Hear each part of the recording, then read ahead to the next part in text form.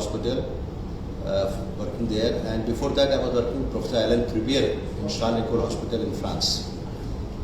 This is 15th of April, and we had a talk in the API, Association of Physicians of India conference in Jaipur. It was a very nice conference they organized. So my topic was post-bypass angioplasty, and this is a topic very important because we see not many patients who have undergone bypass surgery many years back, and they come back with unstable angina or unstable angina or acute coronary syndrome, and these patients are actually now requiring more and more intervention procedure.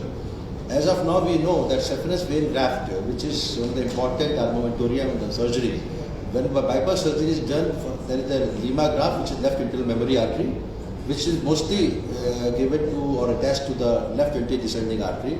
And because of to cover the other blockages, either you should do total arterial grafting, which is right internal memory artery. But most of the surgeons in India and outside India, they are doing only one Lima and one or two or three saphenous vein graft, depending upon the blockages. Saphenous vein are taken out from the legs of the same patient, and then with the reverse grafting done from the aorta to the location just distal to the stenosis, either in obtuse marginal or posterior descending artery or in the diagonal branch. These are the grafts which are more vulnerable to blockages, re-blockages, re-occlusion. Why this happens? Because saphenous vein graft have a shelf life, because it's finally inside the body, a life which is, the data has shown that at 10 years of follow-up, more than 50% of saphenous vein graft,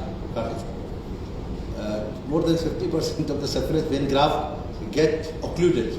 And if you see 5 years, more than around 30% of the saphenous vein graft will get thrombosed or degenerated, and that's why they're hampering the flow to the artery, and that leads to unstable or a chronic stable angina or any kind of acute coronary syndrome, or sometimes acute myocardial infarction.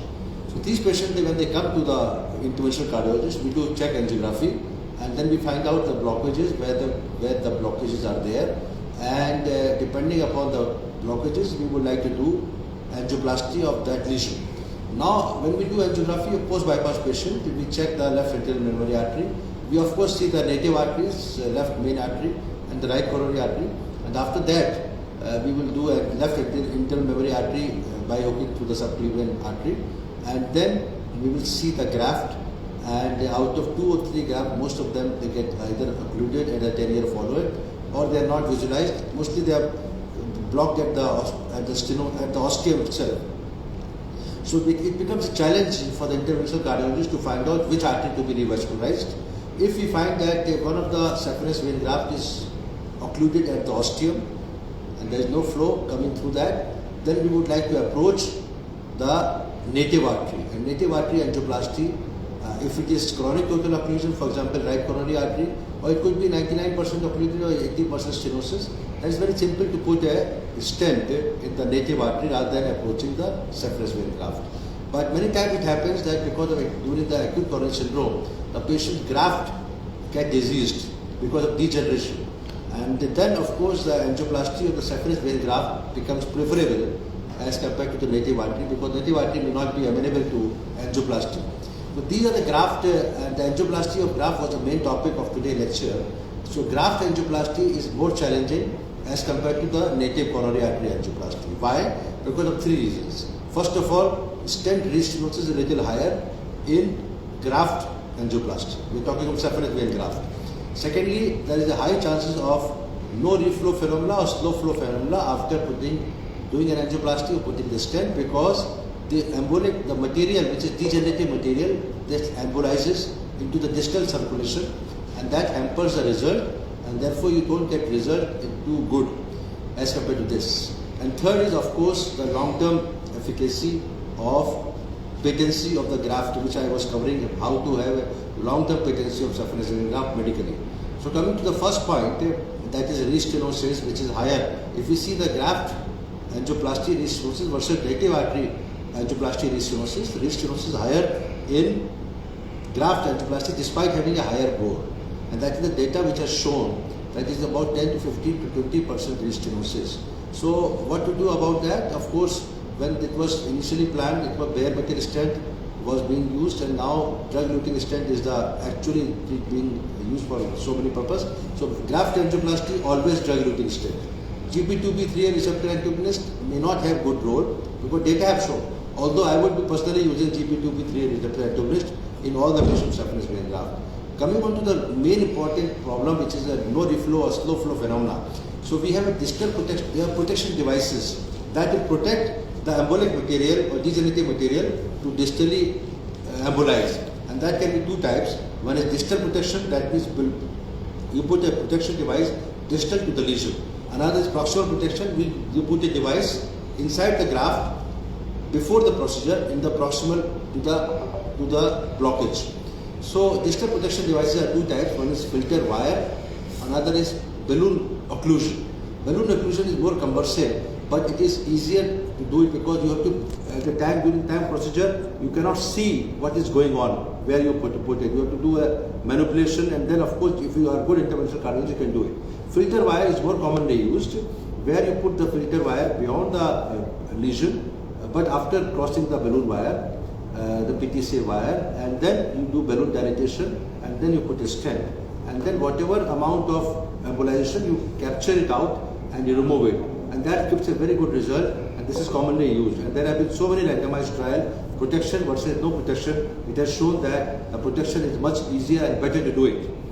Coming on to the Proxys device, which is a proximal occlusion, that is a very good thing because you put a device before putting a wire. So even the embolization will not happen while you crossing the lesion with a wire, and that is most important thing to do. But it is little more learning curve. So many of the interventional cardiologists are not using proximal devices. They are using only filter wire devices, which is distal to the protection and gives a reasonably good result. The trial which has compared the proximal device and the distal device have shown a little more efficacy of proximal devices versus distal devices. Coming on to how to keep the graft patent long time. So there have been 2-3 trials which have shown that efficacy of statins. I would recommend all bypass surgeons, all physicians, all interventional cardiologists who are following up their patients post-bypass that statins should never be discontinued despite having a normal cholesterol levels. There was a trial which has shown that 40 mg of simvastatin, long old when simvastatin came, now we have atorvastatin and rosuvastatin, that 40 mg of simvastatin given for 3 years, the follow-up, the graft worked much better as compared to those patients who did not have statins. So statins have a very good role, it should always be used. Secondly, the role of antiplatelets. It has been seen that if we give clopidogrel along with aspirin, the results and patency of saphenous vein graft is more, and therefore it should be given unless there is a major contraindication for dual antiplatelet. If the patient is more elderly, about 80-year-old, but any patient who is beyond 55, 60, 60, 75, without any major bleeding history, without any intracranial hemorrhage, without any cerebrovascular accident, without any bleeding ulcers in the gut, they should continue to have dual antiplatelet as we do in the angioplasty stenting. So this is a summary. Just to summarize again, saphenous vein graft is challenging. 3 important problems: restenosis, distal no reflow phenomena, and of course how to keep it patent. The protection devices have a major role. It should be used when there is a degeneration. Young graft, just recently blocked, you will not still require a distal protection or an approximate protection devices. But when in large thrombus, you can see a degenerative material. It's not thrombus, degenerative material plus thrombus as a sluggish flow. You feel that this is going to embolize. It's better to use a protection device before doing angioplasty. I'm Dr. Professor Vivek Gupta. I was talking about saphenous vein graft angioplasty or post-bypass angioplasty. One more thing, very important, if you can see a native artery which is supplying an occluded saphenous vein graft, and if you can do angioplasty of the native artery, it is always preferable to do a native artery angioplasty with stenting rather than going for a saphenous vein graft angioplasty. Thank you very much.